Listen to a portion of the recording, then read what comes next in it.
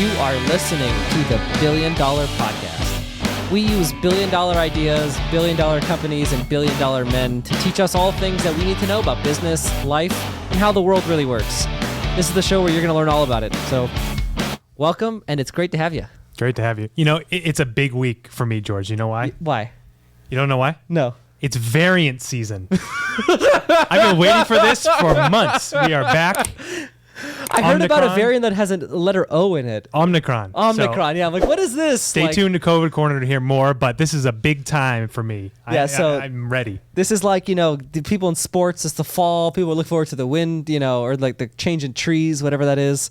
And Matt looks forward to variant season. It's like Christmas morning. When I wake up to it and there's a new variant in the news, I just light up. So we're budgeting for this episode. So Matt and I, we're getting very detailed with our regimen here. We are budgeting between the 15-minute mark and roughly the 40-minute mark to have a COVID corner. It's a beefy one. I love how it keeps getting longer. Well, 15 minutes is our standard from 15 to 30. We just bumped it extra 10. Yeah, we'll get to 30 and then we'll eventually get the whole episode. COVID corner, you have a 35-minute episode today. I think we need to stop prefacing that. No one hates COVID corner. They all come here specifically for that, so we'll make it as long as we want. Specifically know from talking to Richard yesterday that not everyone likes COVID corner. Oh, please. Hearsay, misinformation. The media. Yeah, the media, bias. All right, so we got a huge sponsor today. Okay. So I got to tell a story. So I went to Dominic's. Mm-hmm. You've been to Dominic's, right? Yeah. So a steakhouse here in Phoenix. It was, Kaylee's like, well, where do you want to go? I'm like, oh, steakhouse. And I had never, so the first time I went to Dominic's, I didn't get the steak because the waitress pissed me off. And I was like, I'm not going to rack up an expensive tab. That's a good reason. All apps and sides last time. Yeah. And no, perfectly fair. I do the same thing. And then I was like, I never had this steak at Dominic's. Like, let me go back and try it. So then I wanted to try it. And they do this thing. So Dominic's is a steakhouse here in Phoenix, and it's owned by these guys, the Mastros brothers. And they bring the steak on this sizzling hot plate. Nice. You remember this? And I'm like, what is this sizzling hot plate? Now I can't touch the steak. And then they take the mac and cheese and they put it on the plate. Now the mac and cheese is hot. I can't eat it. And I'm like, now all of my food is inedible. It's hard for you to get the temperature right on the steak. And I'm like, what is this hot steak plate? I'm like, I'm very against this. Mm-hmm. And so then I'm ragging on this hot steak plate. And then I'm like, every time I come to a steakhouse, I order the same exact thing. I get an 8-ounce filet, the mac and cheese, the fries. Why am I not doing this at home? Cooking at home. Yeah. Like, why am I not just making myself an 8-ounce filet at home and doing that? So because of my experience at Dominic's, I Googled, and I am now an official sponsor by Omaha Steaks. So really?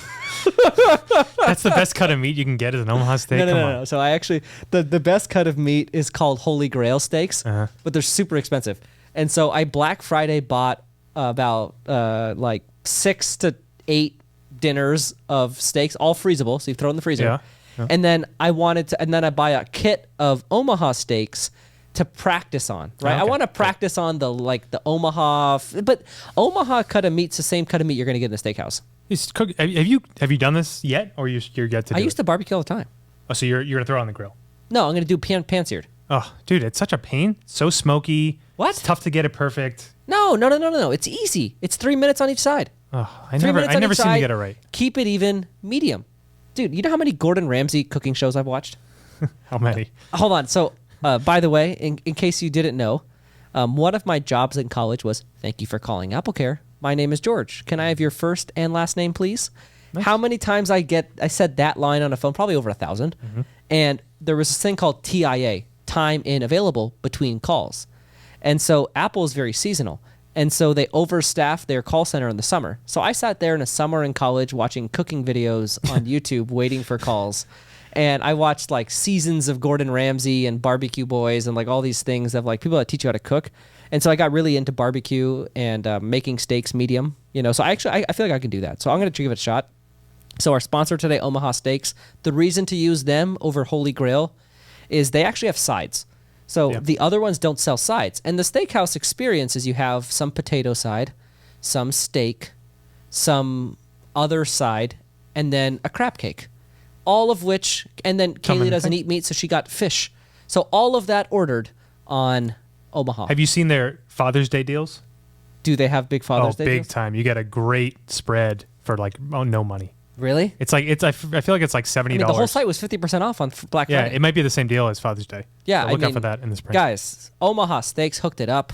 I mean, thank you guys for letting me use the standard Black Friday promotion. You are getting a shout out today.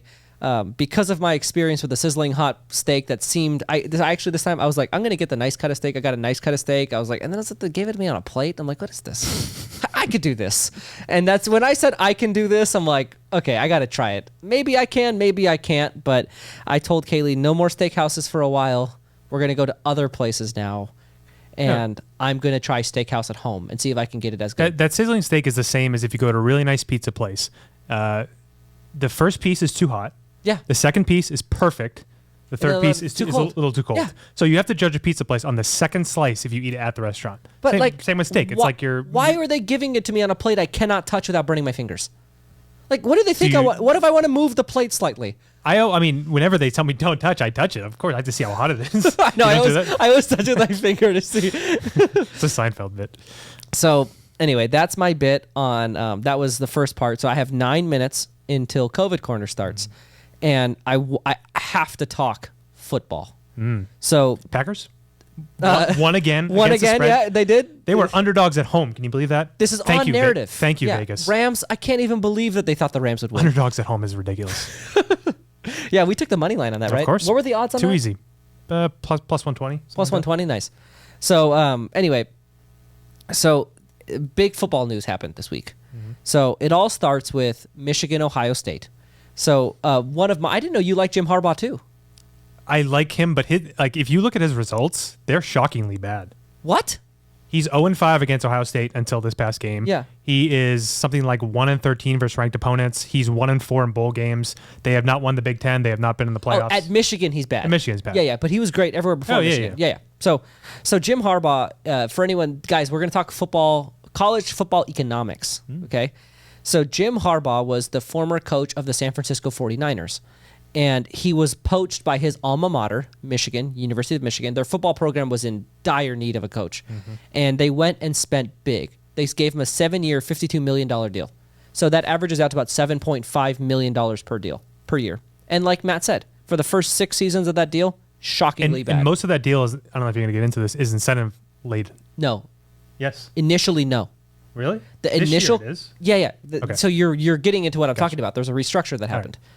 So initially, Michigan said $7.5 million per year to coach our football team no matter what you do.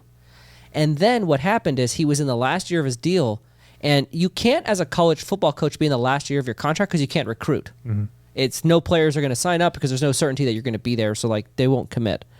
And so what Michigan did is they restructured his deal. So John Harbaugh was owed $8 million in his Michigan deal. He took a 50% pay cut in his final season to bet on himself. And he pretty much says in the deal, if he wins the national championship, he makes as much money as he would have already made. And if they buy him out, he gets no additional money. So John Harbaugh traded certainty for betting on himself and came through against Ohio State. Now, wow. Let's put the caveat. If he loses to Iowa in the Big Ten championship, it doesn't matter. He doesn't get any of that. He doesn't get any. He'll get fired. Because he has incentives for winning the Big Ten. He's got incentives for winning a playoff game and for winning the national title, all of which I guess amount up to that $8 million. But what they were saying is we're going to fire you now and you can get $8 million, or you could, for $8 million, try to coach the next season for free, essentially, and see if you can win. And he was like, I'll coach for free and I'll see if I can win. I mean, now he's probably going to be there for a year. That one win, he's going to be there for 5+ more years at that. You think? Yeah. I think he has to beat Iowa and get in the playoff. That was a program shifting win. Yeah, I agree. I mean, it'll be dampened if they lose next game, but yeah, I mean, this season he made, but like the one thing we talk about a lot on this show that I want to continue to talk about is people betting on themselves. When you're given an opportunity to take certainty or take a higher upside by betting on yourself, we at Shared Practices love the individual who will bet on themselves. Jim Harbaugh, bet on yourself. Matt, can we hit the round of applause here? Of course.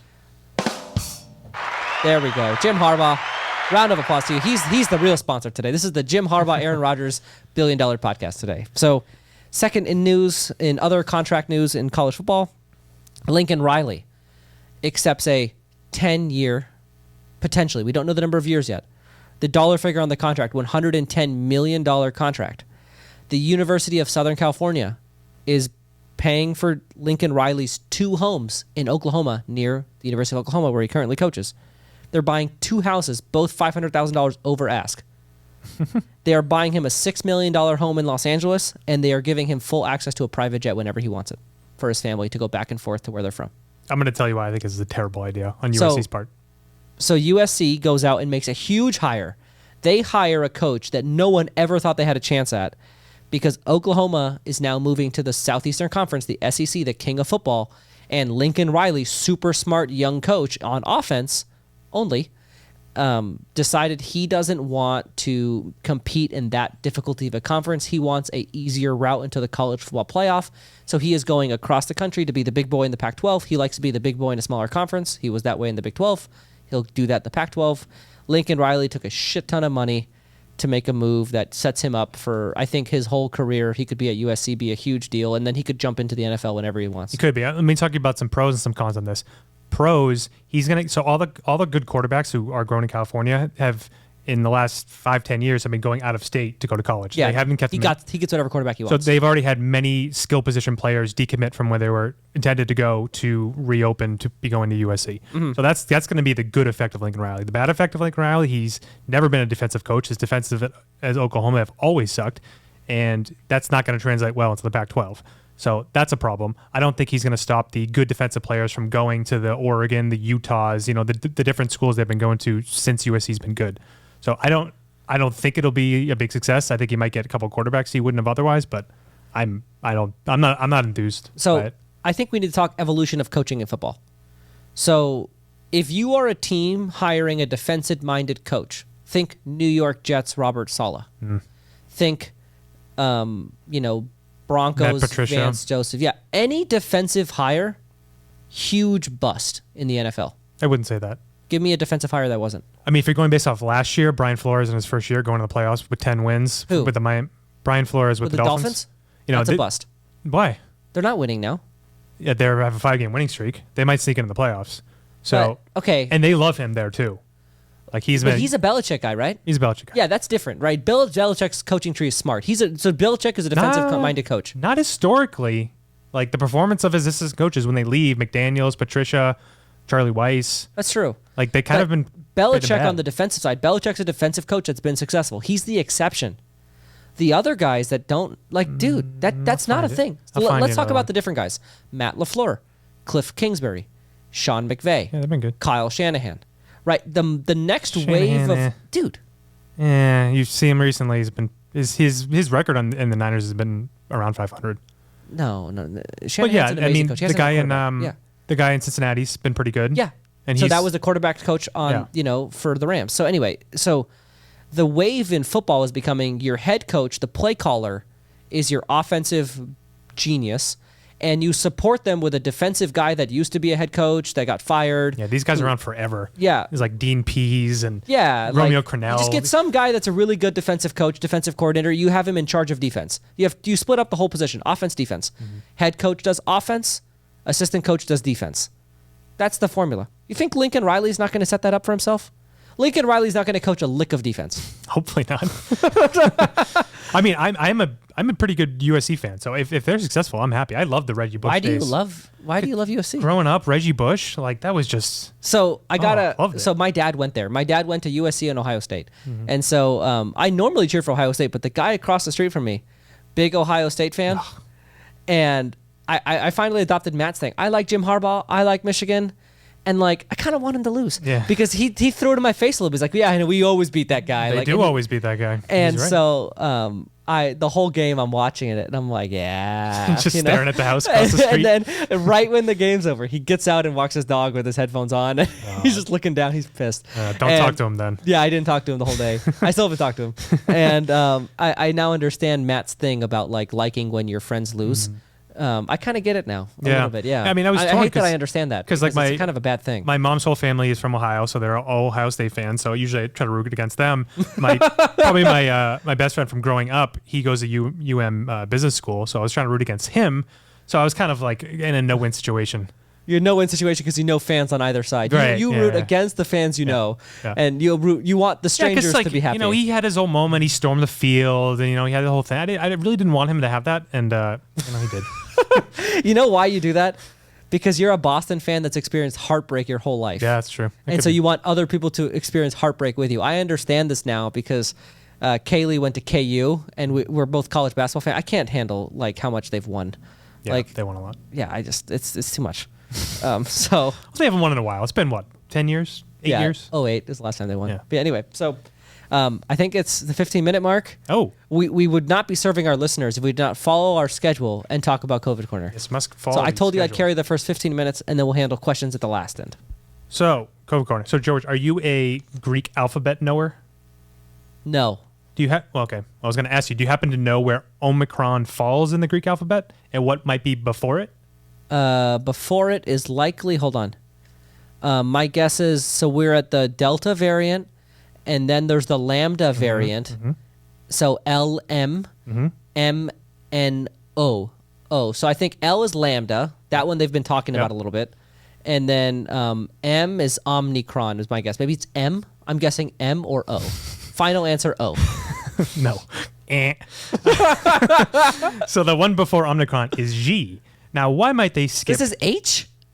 I don't know the Greek. But if we're comparing it to the alphabet, we do know. This is in the place of H. It's all messed up. This is Greek. This is English.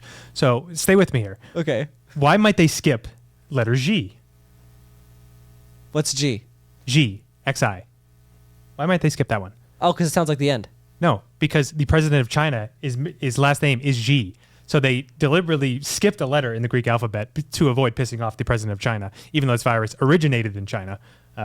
Just thought that was an interesting tidbit of how they named it. Yeah, isn't it weird? So isn't it funny that they're naming each variant? What are they going to do when they run out of letters? Different alphabet. They're going to use a different alphabet. Well, it's all dumb because there's been thousands of COVID variants. Only these ones are the ones that are named. Yeah. So it's kind of... Anyway, so if you were like me, George, you were enjoying your Thanksgiving, right? We all had a great day. Yeah. It was really fun being around family. And then you wake up on Friday, and all of a sudden, all you see is this variant. Omicron all over the news. What happened there? Because to me, that seems like... Over Thanksgiving travel, the Omicron variant just went skyrocketed. bonkers. All of those maskless, just unvaccinated travelers, just we need to further divide our views on COVID to make the COVID conscious think that all these bad things are happening due to the behavior of the non-COVID conscious. Am I right? You were right. The unvaccinated. I actually had no idea scoundrels. Omicron was a big thing. Oh, it's a big thing. So they found this new variant in South Africa. This doctor out there found a new variant in some of her patients and alerted the world, and it told everyone that they have very mild symptoms, which is what happened. So how does the U.S. respond? The U.S. responds by raising level of panic, pushing things through the media to raise panic. They cut off travel to all South African countries, something they called Trump a racist for doing in 2020 when he banned travel to China. So now you can't fly anywhere in South Africa. And we're getting ready to start new restrictions. This is the start. We're getting the fear panic going. We're building it up. So when it gets closer to the other holiday season, we can hit you with it. Coordinated attack on Black Friday, nonetheless. Very aptly named. This is shopping day. We got to keep you shop online, guys. Don't go into those stores. The mild variant could get you. You could have a cold. What is this? So I got a lot of fun stuff today. I got a couple deeper topics. First one is going to be: do you remember the Bangladesh mask study? Does that ring a bell to you? No, of course not. What's wrong with you, man? Know what that is? So the way that the CDC and the United States government builds, evidence for their policies are several key studies that they point to. Okay, this proves this is effective, and one of which was this study out of Bangladesh. Okay, it came out probably September of last year. So it was one, and the reason why it's one of the only randomized control studies on masks. Okay. So they went to a group of 600 villages, 340,000 people. They split it in half. They said, you wear masks, you do not. And span of 2 months, let's see what happens in terms of COVID cases. Okay? Oh, this is amazing. Yeah. When was this released? This was, like I said, about September. Hot off the press. So, this is an old study. It's about a year ago. The reason I'm talking about it now is they finally released the raw data in the study. No. Yeah. Okay. So tell me the whole story. Okay. I can't wait to hear about this. Yeah, this is great. So the media likes to talk about the efficacy instead of the absolute case counts. Now, why would they use efficacy? If you know anything about statistics, you know it's a relative number and it tends to exaggerate the effects. This is one way the media and different scientific organizations use data to skew what's actually happening. Like shows are helpful, but like how helpful? Yes. Is it statistically accurate? How helpful? Is it a p-value of less than 5? You know, like whatever it is. So efficacy is a nonlinear matrix, or nonlinear metric, meaning if you have between, say, 0 and 20% efficacy, that difference is really small. If you have a difference between 85% efficacy and 95% efficacy, that difference is really big. Okay? Okay. So know that it goes up exponentially. The higher it gets, the bigger the difference. The lower, the much smaller the difference. Okay? So this study showed an 11% efficacy of surgical masks and a 5% efficacy of cloth masks.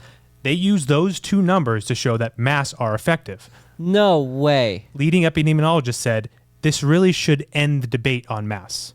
So this may sound silly to us. The people who did the study concluded that? Yeah.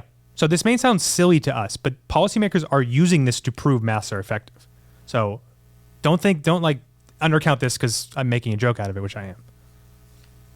So they use the same thing with vaccines. Well, let's break this down for our listeners here. So, so to understand, right? So an efficacy is essentially like a increase in results. So if you have someone wearing a cloth mask, they are 5% more protected potentially than someone who's not wearing any type of mask. So look at it this way. So when they talked about the vaccines, remember Pfizer did their trials and they said 95% efficacy. Yeah. What does that mean? That doesn't mean you get it 5% of the time, you don't get it 95% of the time. It's you reduce your chance of getting it by 95%. Right. You reduce your chance 20-fold, according to their study, which we now know, especially with the Delta variant, is way off, not even close to what they said. So that's what it means. Risk reduced by 20%. So like 20 risk times. reduced by 5% on cloth mask, risk reduced by 11% on surgical mask. Yeah. So that is so minimal. Wait till we get to the actual numbers. So in the actual data, remember, 340,000 people, okay? 2 months. That's a significant sample size, finally. Significant sample size. Yeah, finally a decent study on this. And I don't have time to go through it. There's a lot of other errors with the study, but let's just assume it's all correct. So there were 20 fewer symptomatic cases in the masking versus unmasked. 20 out of 340,000. They use that to extrapolate to say that masks are effective. Right there. That's it. That's the raw data. Wait. So like in any type of symptom? A symptomatic COVID case, there was 20 more in the unmasked. 20 more people got some type of 20 more cold people flu symptoms. Got a symptomatic COVID case. So that cohort of 20 people getting sick out of 340,000 that's not even 5%, not even remotely close. First of all, it amounts to, and I'm not a statistics guy, I don't know how they got this, but it amounts to 11% increase in efficacy. Which, like I said, zero. Just assume it does. Okay, I don't know how the numbers work, man. Sure. This is what they said in the study. So, well, let me understand then. That means that, so if they're saying there's an 11% decrease in chances, that means that the 20 more means that 200 people got it on each side, and one's 200 and one's 220. Right. So of 140,000 people, we're basing it on the collective number of 420 results. Like the number of people who got it. Yeah, that's super small in of itself. Like I would feel great if there's 340,000 people and only 400 got any issue. So what they should have said, which would have been statistically accurate, is that masks improve the risk of infection by 1.1x, which is statistically irrelevant. Yeah. Seriously. That's a legit surgical masks. Surgical masks. Surgical masks. Cloth masks 1.5x. 1.05x. 1.05x. Yeah. Like I thought that was incredible. So it'd be great to. So I guess my initial mask idea on airplanes was incorrect. Getting a cloth mask and saying this mask makes me 5% less likely to contract COVID. Yeah. That would be a great mask. It would. I mean, it's just incredible. It takes 1 year for the raw data to come out on a study that they used to base their masking policies on. Can you believe that? That's absurd. What's TSA doing, dude? I don't know, man. Why are we doing this? It's up for renewal again in January. They're going to push it again. What do you mean? We're masks on commercial flights for the rest of our lives. I don't think so. Dude. Yeah. Yeah.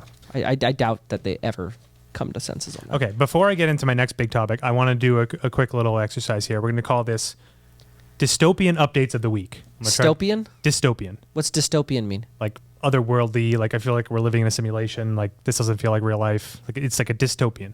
Oh, like opposite of Utopia. Right. Like Utopia's good, dystopia very bad. This is like very bad. Extremely bad. So just like funny tidbits I found in the news. Okay. Okay. Currently, starting today, unvaccinated travelers cannot fly or ride on a train in Canada. Meaning if you live in Canada, you can only get in your car. Can't leave the country. Can't go anywhere far unless you drive. Russia is creating a COVID vaccine for cats.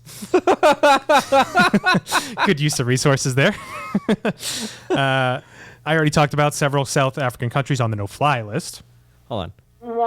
There you go. All right, we're going to get some of these going. I got two more. This one isn't so funny. Elective surgeries are now postponed and canceled in New York City. So if you're looking to have any kind of surgery, you might want to get out of there. Yeah. This one's funny. My last one. So in Germany, you must be fully vaxxed before death by assisted suicide. Before you kill yourself, you must be vaccinated. That's so crazy to me. Oh, man. Oh, man. That's like a canceled thing right there. The fact that we're laughing about how dumb that is. I know. But like, that's like, yeah, people cancel us over that stuff. Do you want another quick funny thing? Yeah. This made me laugh. So this is the vice president of our country discussing what inflation is. Oh, I got to talk about this next. Okay. So hang on, I was going to pause it, and we'll start it up next to the mic. Prices have gone up, and families and individuals are dealing with the realities of that bread costs more, that gas costs more. That's it. What? Very astutely put by our esteemed vice president there. Bread costs more, the gas costs more. All right. Can I break down inflation for our audience, go please? for it. So this is something that I've been learning about when I've been reading about crypto. And it's so... Do you know how our government prints money? You explained earlier, but I'd like to hear it again. Yeah, so you told me a shocking fact on this show. 40% of the US dollars in circulation are printed post-pandemic. Like in the history of our country, hundreds of years, Oh, yeah. we have doubled the amount of US dollars in circulation post-pandemic. That's insane. That's like anyone holding on to dollars, like get rid of dollars.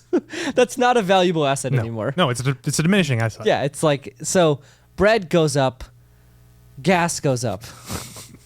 So gas goes up because we buy gas using dollars from other countries who value the dollar at much less because it's worth less. So, and they love to talk about how inflation is transitory. Do you know much about that, of why they are saying that? So what do you mean transitory? They're saying it's like a transitory thing that will just kind of, you know. What do you mean it goes away? No, everyone knows it's permanent, but this is what they try to sell. No. So let me help everyone understand. So that means that, I don't know, can you Google the number of US dollars in circulation? So let me explain to you guys how this happens. So the Federal Reserve is the branch of our government that is in charge of printing money.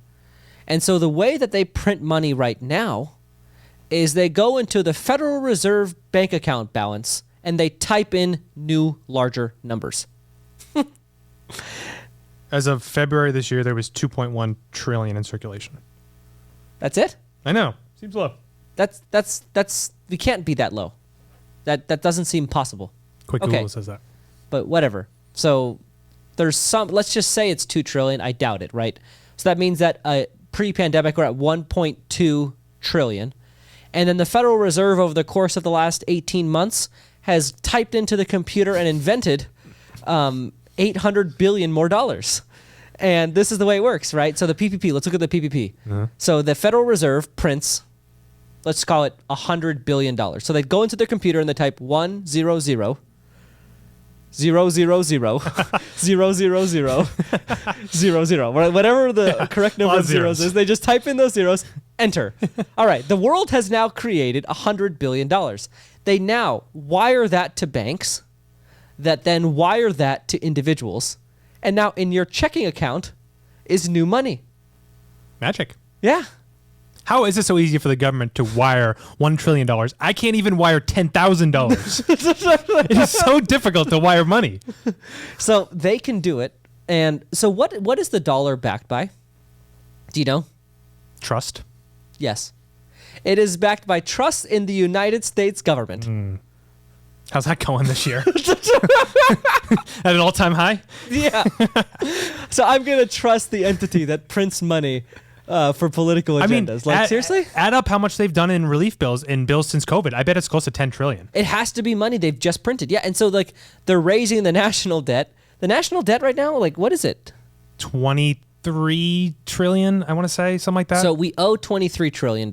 Do you know what our taxable revenue is per year? It's more than our GDP. Yeah, so it's more than our GDP. It's also more than our government takes in about $2 trillion a year in taxes, and it spends out about $3 trillion a year in expenses. And do you know how this debt is structured? No.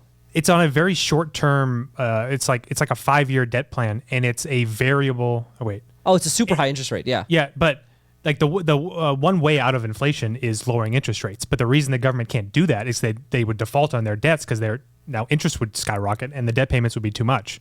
Yeah. So they're in a really rock and a hard place where they can't do the one, inflation slower that has worked throughout history, raising interest rates.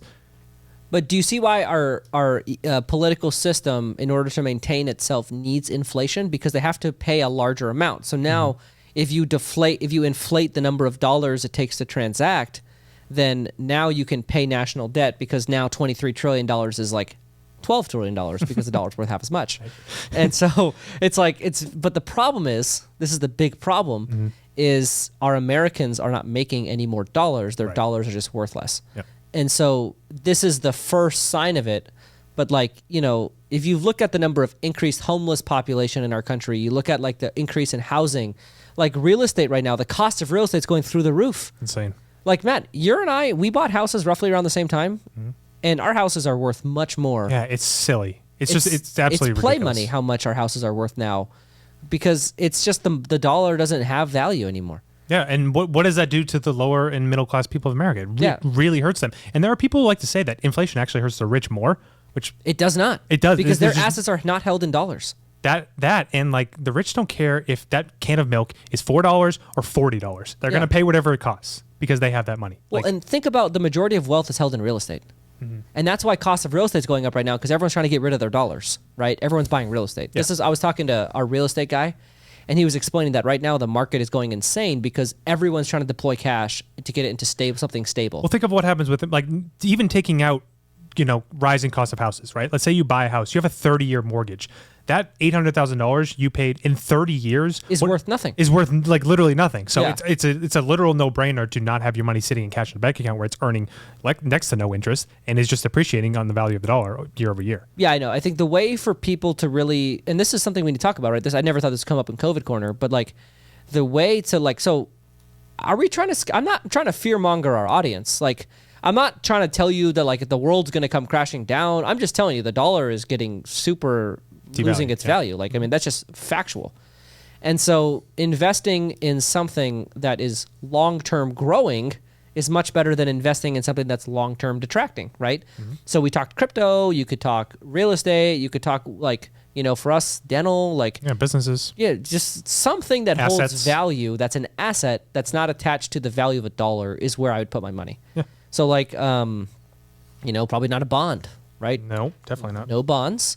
Right? But equities, stocks in certain companies would be fine. All those things will appreciate with inflation. But you do not want to keep your money in a bank account because it's losing value by the day. By the second. Yeah. It's tough. But that's hard because you also want to have your money liquid. That's the problem. Yeah. So dollar going down.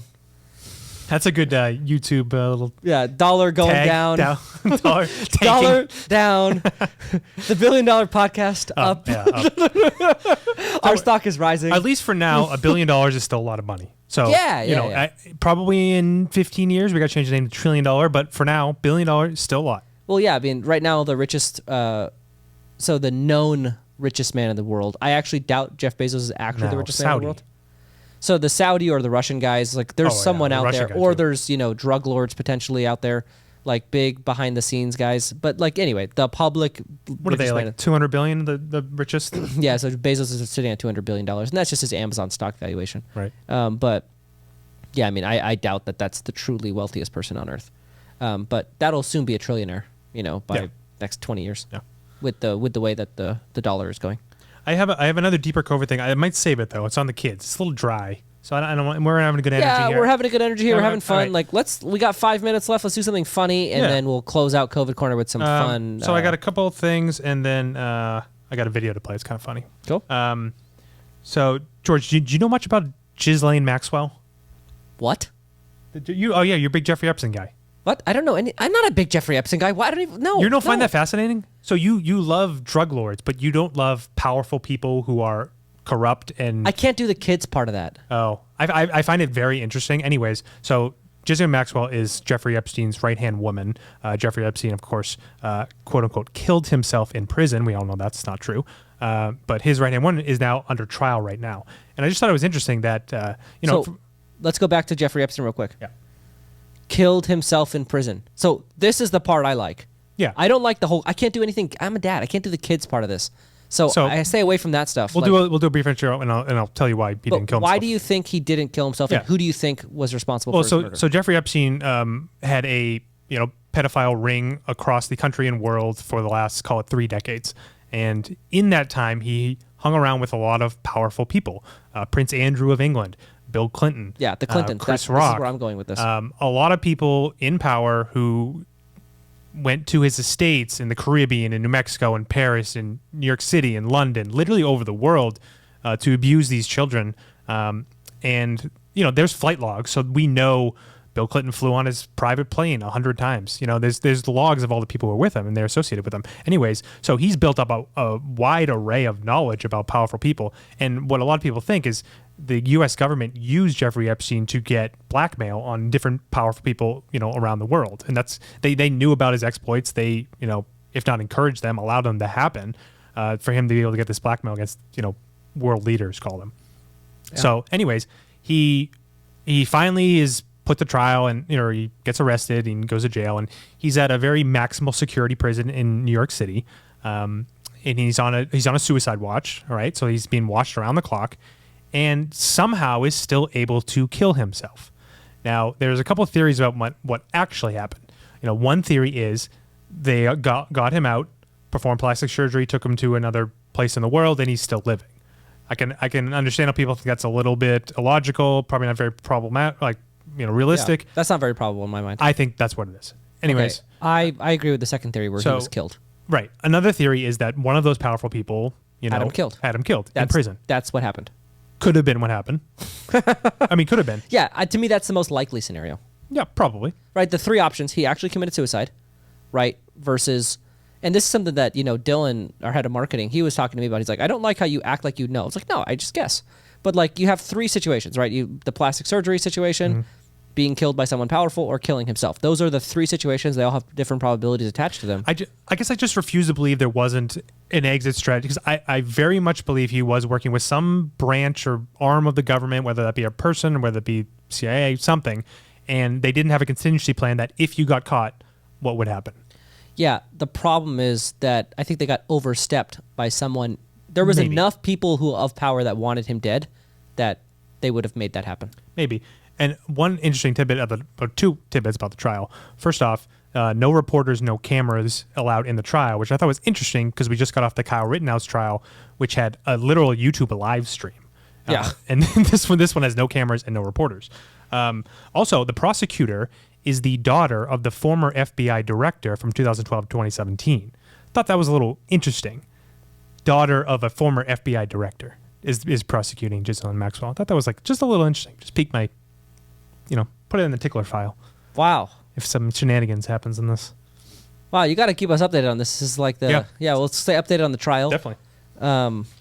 So in general, I like all things government corruption. I like learning about corruption because then you can see it more when it's happening in front of you. Yeah. I like learning about historical corruption, and then I like learning about business, economics, which is why I like the drug cartel business. But actually, it's kind of tough for me now to watch the drug cartel business. They just kill too many people. They're so now. Ruthless. Yeah, I can't do the amount of murder in that show anymore. That's why I can't watch UFC. It's too gory. I can't see all this blood killing each other. It's getting to be a bit much. Watching them kill, I do love this many civilians. I love people in power doing fucked up shit. Yeah, I find that super That's interesting. Super interesting. how do they not get caught? Because like once you know that the rules are breakable, what about your behavior changes? That's the big thing that makes it interesting. Yeah, and it's always that age-old question, like, were they this way before they got into power, or did power corrupt them somehow? Like, I mean, they had the itch, they just didn't have the ability. Right. And then the power gives them the ability, and then they fully express themselves. I kind of feel like power, money, heightens who you already are. Yep. It just gives you more avenues to express that. And so now, one thing I want to come back to is COVID Corner. You said there's some book that we're reading, right? Yes. You're reading a book. Yes. What book? So I stopped over Thanksgiving. I started it, but I got to read more. It's A Plague Upon Our House by Dr. Scott Atlas. Remember, he's one of the ones in the COVID task force in 2020. He's coming out with shocking allegations about the behavior of the people on that task force and the lack of credibility in the scientific realm. So I can't wait for that. buy it on Amazon. It's about a 12-hour Audible thing, so it'll take me a little while to finish. But So I'm not coming on next week. Yeah. So do you think you could have it ready for a breakdown next week, or do you think that's too short notice? I can get most of it done. Okay. Yeah. Because this is right. It's today's Tuesday, so you have like a long week. It's right? perfect. Guess who's coming on? Alex. Matt Ford. Dude, you picked the wrong one. Oh, damn it. All right, I got to rescind my invitation. No, it's Matt Ford. We already confirmed. He'll be on. So he'll be on, and so this would be a perfect. You should talk to him about this. I know. That's why it's perfect. Yeah, the Matt Ford debacle on 2.0. Yeah, yes, and I want him to confront his bullshit. And he's a Packer fan, so we're all Packer fans all Aaron here. Rodgers, yeah, we are now. The bankroll is very pro Packers. That's the only bets we win. I lose every other bet. No. From now on, we bet the Packers. Okay, we only bet the Packers. All right. The Packers bankroll. Do we want to do questions now? Yeah, let's do some questions. Okay. Give me a second to pull this up. Might need to fill some airtime here, George. It's going to take me a second. All right. Well, I don't know any of the questions. I mean, I could probably pull it up. Oh, I don't have the new spreadsheet. Is it the same spreadsheet? Yeah.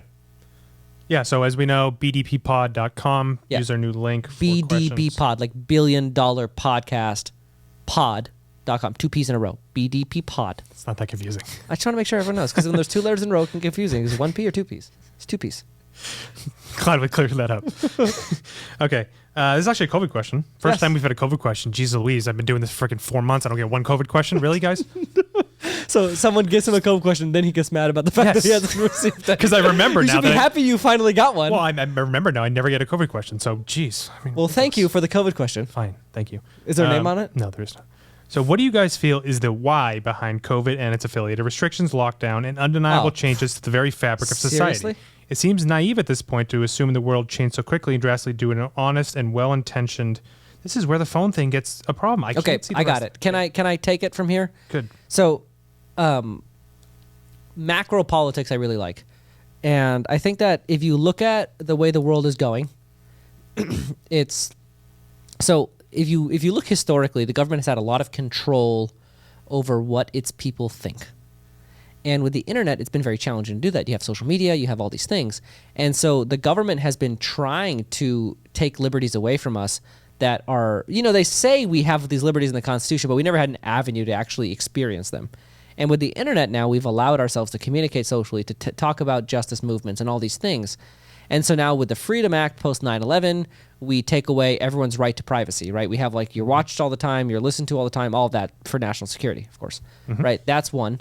And then with COVID is the big one where it's like now you have your freedom of movement and all of these things, and we have this hyperinflation. And I think that the whole thing is a general theme of resisting change from, I think that Austin and Alex have been talking about this is like, essentially with a global internet-based world, government is going to have to at some point transform to you choose what country you live in based on what government, knowing that you work remotely.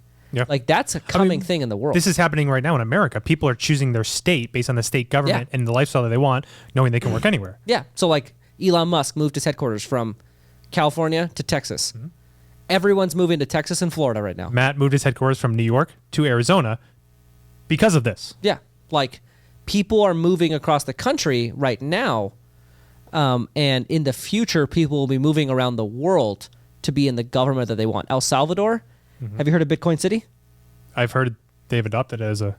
The Bitcoin currency. is our national currency, and they are building an entire city for crypto Nice. people in El Salvador built on the side of a volcano. So this is where the future. This is where countries are going. They are now going to do incentives to attract top talent. Yeah. So like this being one of them. You can see this a lot in Portugal and Puerto Rico.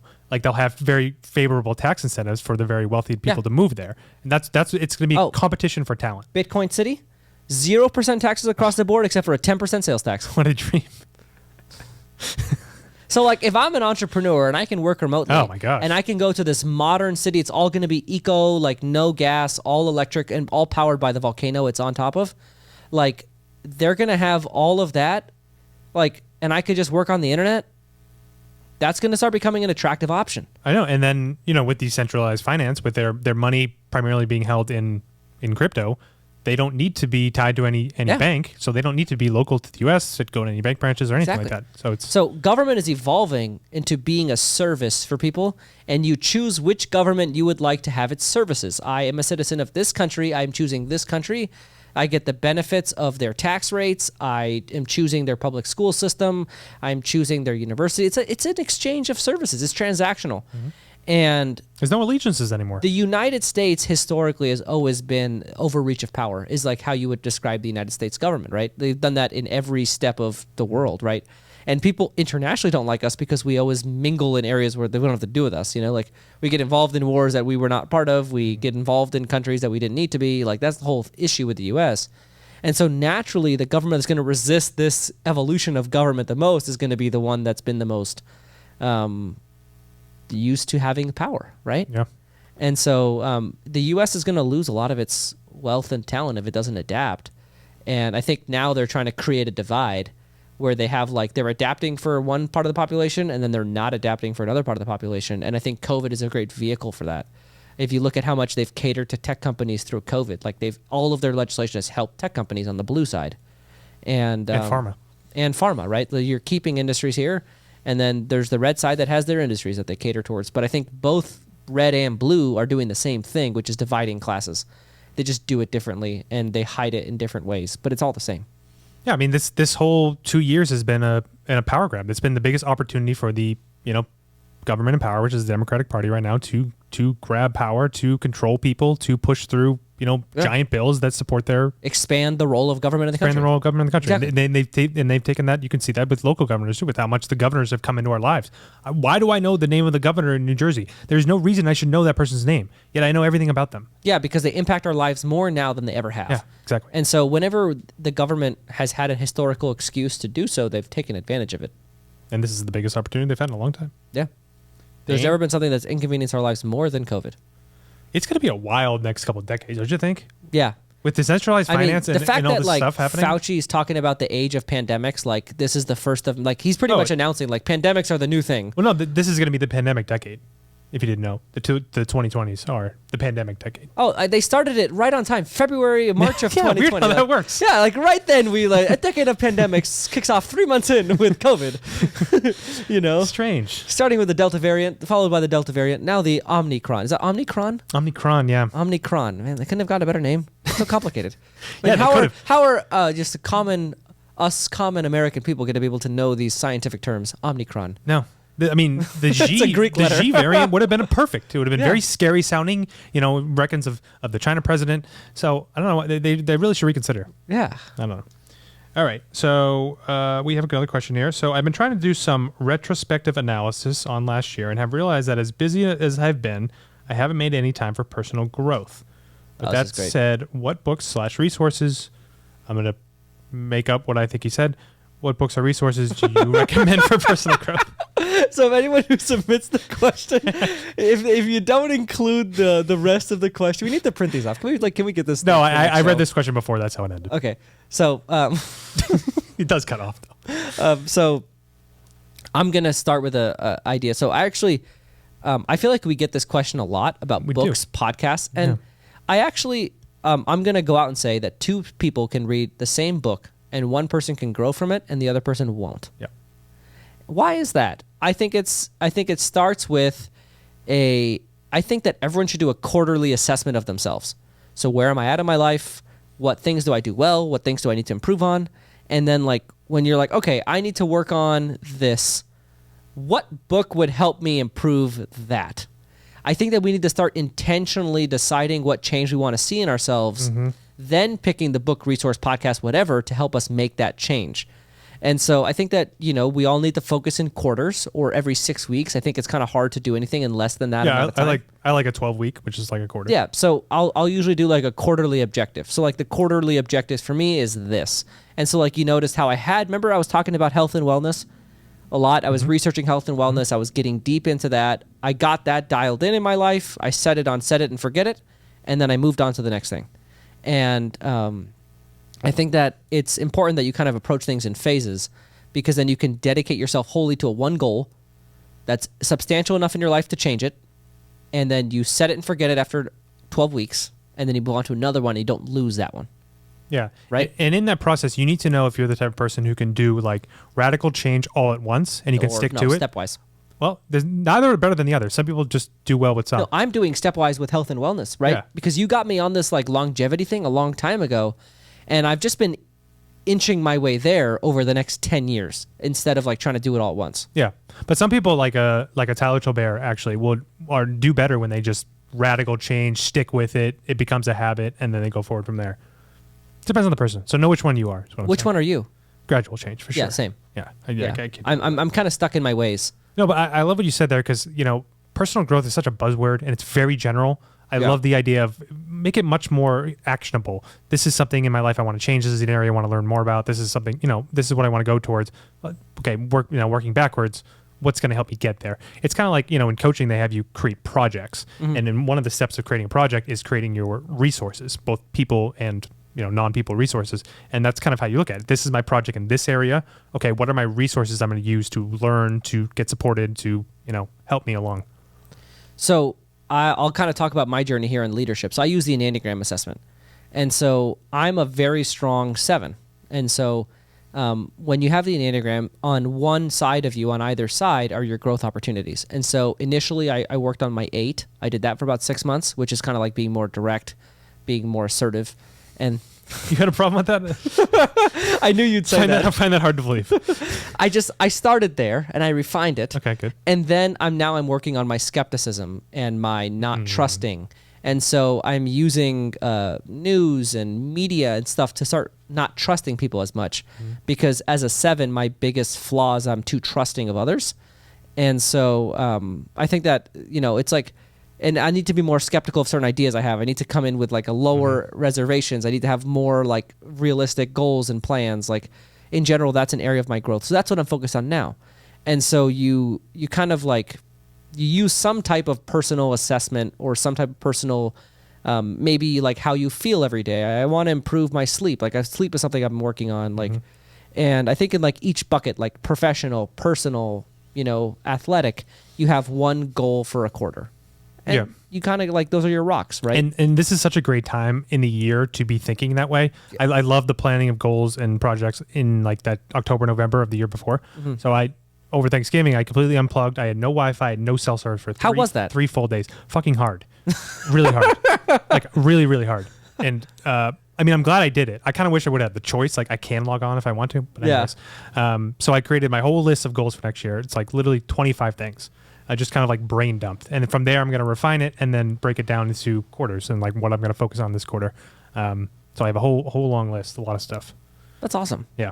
But if you haven't unplugged in a while, like you listening, I know you do this a lot, George. Yeah. That's such a great exercise, and something that's so freaking hard to do, I think. Yeah, I'm going to try to do it a fair amount when I'm gone, because I think that's something that I normally... yeah.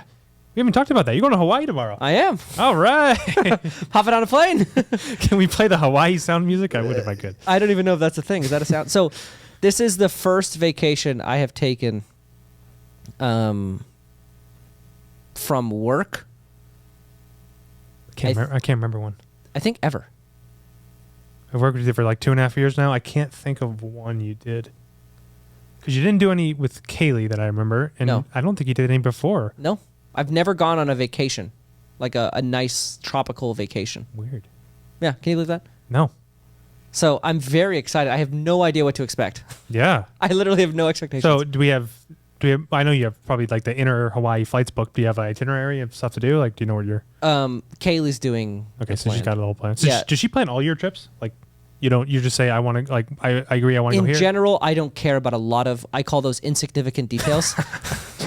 See, I'm the Kaylee of my relationship. I plan all the details. Yeah, so her and I are kind of like, we like to have, we like to wake up to the day with some semblance of a plan, but we're willing to change it if it has to be changed. That's where you a little bit more rigid. Like, you will follow the plan you make. Yeah, one thing I've learned with the vacations is to like make one audacious thing per day, and that's it. Like, build in a lot of time that is just whatever you want to do. Even if it's just like staying at the hotel or wherever you're staying for hours, like taking a nap. I don't know. Like, I have stopped making my vacations like really busy. Oh, so yeah, I think the only thing I know we're doing is a helicopter tour. Oh, I love helicopter tours. I've never been on a helicopter in my life. It's so cool. Of the middle island that we're going to. We're going to 3 islands, and the middle one is like not drivable. You know how much about Hawaii I know, like nothing. And I'm going to do a little tour on the helicopter. Mm-hmm. It's like a ridiculous amount of money for a super short amount of time. Yeah, well, this was like St. Lucia, because like you fly in the very south part of the country, and we stayed on the very north part, and then in between's all these mountains. It's literally like a 2.5 hour drive through mountains, all this windy stuff. You can't even drive on this thing, apparently. Yeah. Or it's a 20 minute beautiful helicopter ride. Yeah. So I did one of each, and oh my gosh, I'm never doing a drive like that again. Really? It's so worth it. It's so cool. Like, it's literally like you're transporting yourself, but you're also having an amazing experience. And it's a little bit like scary at first. Yeah, I was gonna say, like, I'm scared of heights. Like, this is gonna be interesting. Usually the ground on the helicopters is clear, so you see right through it. So that's like a little freaky too. Oh, no way. On some of these, yeah. Yeah, it's scary for the first like 4 minutes, but then it's awesome.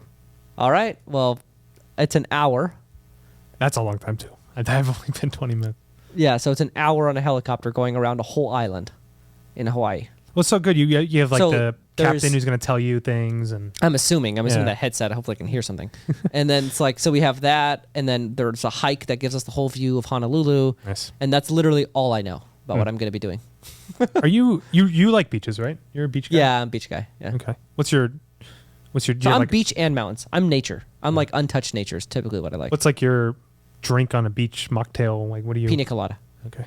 Yeah. Nice. That's I like the cinnamon dash on top. Yeah. Well, great food there. I'm sure you're going to enjoy a lot of good restaurants. Yeah. It's cool. And a lot of these hotels that we're going to, so we got the Hyatt. I'm now a Hyatt Globalist. Wow. Which is the, you're like walking on water now, pretty much. I mean, the Hyatt down there. Yeah. I mean, so the Hyatt's down there, like they send you an email. It's all nice.